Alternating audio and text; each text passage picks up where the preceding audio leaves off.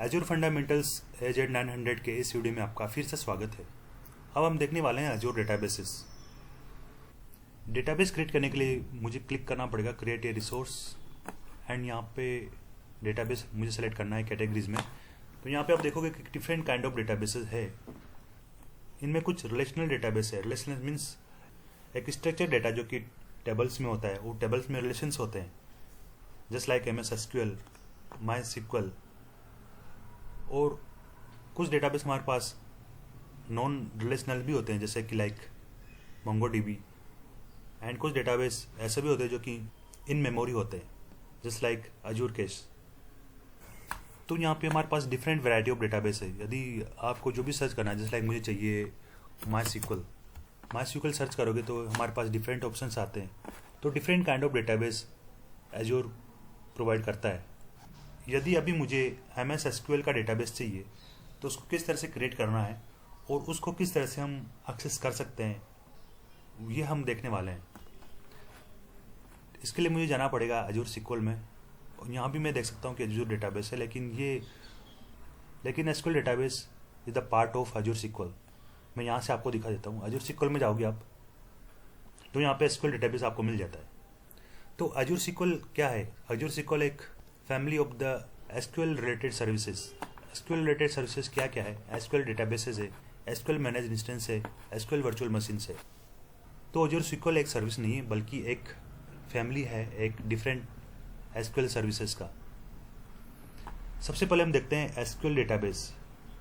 SQL database पे click करने पर आपको 3 ऑप्शन यहाँ पे दिखते हैं: single database, elastic pool and database server. तो यहाँ से आप सिंगल डेटाबेस बना सकते हो। दूसरा है SQL मैनेज इंस्टेंस। यदि आप माइग्रेट करते हो ऑन प्रीमिसेस डेटाबेस को क्लाउड में, तो उसके लिए बेस्ट होगा कि आप SQL मैनेज इंस्टेंस यूज़ करो, क्योंकि इसमें जो मोस्ट ऑफ द फीचर्स है जो कि हमें यूज़ होने वाले हैं वो हमें SQL मैनेज इंस्टेंस में मिल जाते हैं। यहाँ पे मल्टीपल डेटाबेस भी उस इंस्टेंस के अंदर हम बना सकते हैं। तो माइग्रेशंस के लिए SQL managed instance best service होगी। इस तरह से हम डेटाबेस किसी वर्चुअल मशीन के अंदर ही बना सकते हैं। SQL वर्चुअल मशीन्स, हमें एक वर्चुअल मशीन क्रिएट करनी है और उसके अंदर हमें डेटाबेस बनाना है। तो यहाँ पे डिफरेंस हो जाता है कि इस केस में हमारे पास फुल कंट्रोल होता है ओवर द SQL डेटाबेस, क्योंकि हम जो भी वर्जन चाहिए हम उस पर सेलेक्ट कर सकते हैं और जो भी हमें पैचिंग वगैरह अप्लाई करनी है हम उस पर ईजिली कर सकते हैं। क्योंकि SQL manage instance and SQL database में हम patching and version and maintenance हमारे हाथों में नहीं होता है, क्योंकि वो मैनेज किया जाता है क्लाउड प्रोवाइडर के द्वारा। तो अब हम बनाएंगे SQL डेटाबेस एंड देखेंगे उसके अंदर इलास्टिक पूल क्या है एंड डेटाबेस सर्वर क्या है। डेटाबेस बनाने के लिए सबसे पहले आपको सेलेक्ट करना पड़ेगा single database and then click on create. Details provide करनी है, रिसोर्स ग्रुप कौन सा लेना है, सब्सक्रिप्शन कौन सा लेना है एंड उसका नेम दे दीजिए and select A server.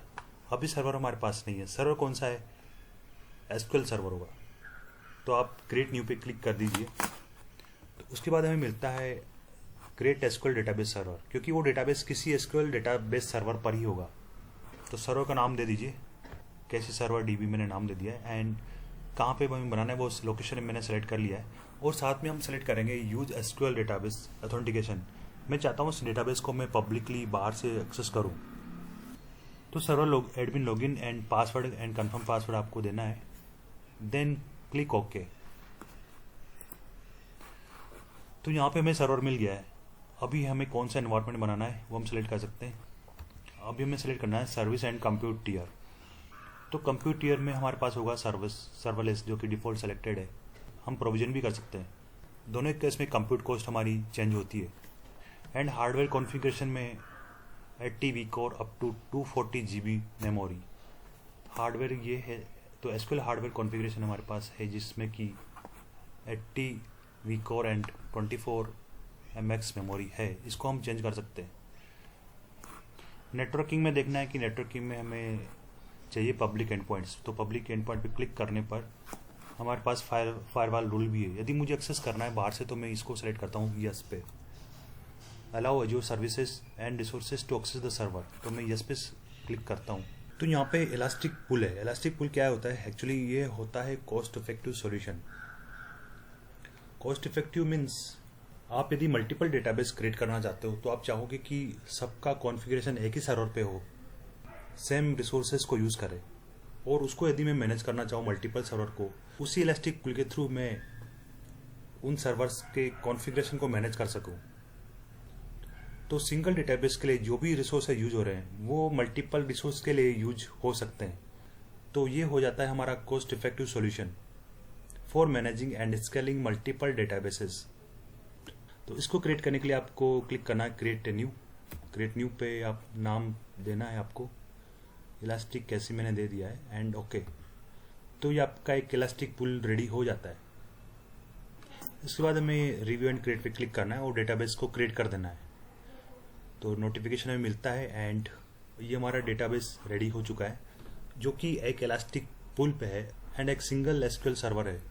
Single SQL server actually logical server होते हैं, हर डेटाबेस के साथ एक लॉजिकल सर्वर बनता है।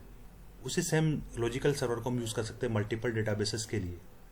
इसको मैं कनेक्ट कर सकता हूँ अपने लोकल सिस्टम पर एसक्यूएल मैनेजमेंट स्टूडियो में ओपन करता हूँ एंड यहाँ पे फाइल पे मुझे मिलेगा SQL server, connect to SQL server, और यहाँ से जो भी यूजर अपन ने बनाया था उसका डिटेल में प्रोवाइड करता हूँ एंड सर्वर नेम जो कि हमने एसक्यूएल सर्वर बनाया है उसका नेम हमें देना है।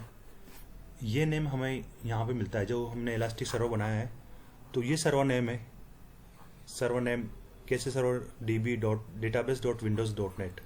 इसको मैं क्लिक करता हूँ कनेक्ट। इसमें एक न्यू फायरवॉल रूल का विंडो ओपन होता है। इसमें बोला गया है कि your client IP address does not have access to the server. तो मुझे सर्वर का एक्सेस लेने के लिए क्या करना पड़ेगा, साइन इन करना पड़ेगा एंड वहाँ पे मुझे क्लाइंट आईपी को ऐड करना पड़ेगा। साइन इन पे क्लिक किया तो एक विंडो आता है माइक्रोसॉफ्ट का, जहाँ पे मुझे माइक्रोसॉफ्ट के अकाउंट से लॉगिन करना है and then add my client IP address. तो सर्वर जिस नेटवर्क पे है उसका आईपी एड्रेस ये है, तो ये मुझे ऐड करना है, जो कि ऑटोमेटिक पॉपुलेट होता है। यहाँ पे मैं सबनेट रेंज भी सिलेक्ट कर सकता हूँ एंड देन ये कनेक्ट हो चुका है। तो इस तरह से मैं इस डेटाबेस को पब्लिकली एक्सेस कर सकता हूँ through the SQL management studio. अब यहाँ पे क्वेश्चन ये है कि यदि मैं यहाँ पे एक और डेटाबेस बनाना चाहता हूँ तो क्या बना सकता हूँ? तो आंसर है यस, आप बना सकते हो। आप राइट क्लिक करना है एंड न्यू डेटाबेस की विंडो पे डेटाबेस नेम देना है एंड क्लिक कर देना है ओके पे। तो इसमें कुछ मिनट्स लग सकते हैं एंड इस तरह से ये क्रिएट हो जाता है। तो मल्टीपल डेटाबेस मैं इस सर्वर पर क्रिएट कर सकता हूँ, जो कि एसक्यूएल सर्वर है, जो कि एक लॉजिकल सर्वर होता है। यदि मैं एजर क्लाउड पे जाता हूँ तो ये सेम डेटाबेस मुझे वहाँ पे दिखता है। यहाँ पे आप देखोगे एजर एसक्यूएल में, तो सेम डेटाबेस जो कि मैंने बनाया है ये मुझे दिखता है। कैसी सर्वर DB सेकंड जो कि मैंने बनाया है, और ये फर्स्ट वाला था कैसी DB1, और जो एसक्यूएल सर्वर जो मैंने बनाया है वो भी यहाँ पे है एंड इलास्टिक पुल। तो ये मेरे पास एक पूरा सेट हो चुका है जिसमें कि एक इलास्टिक पुल है, एक सर्वर है एंड 2 डिफरेंट डेटाबेसेस है। इलास्टिक सर्वर पर जब मैं जाता हूँ तो यहाँ पे इलास्टिक पुल में हमें मिलता है सर्वर नेम, जहाँ पे इलास्टिक पुल है जो कि सेम डेटाबेस का है। मीन्स इलास्टिक पुल इसी सर्वर को यूज़ करेगा जहाँ पे हम मल्टीपल डेटाबेस बनाते हैं और वो इलास्टिक पुल के थ्रू मैनेज हो सकते हैं। तो हमने 2 डेटाबेस बना लिए हैं।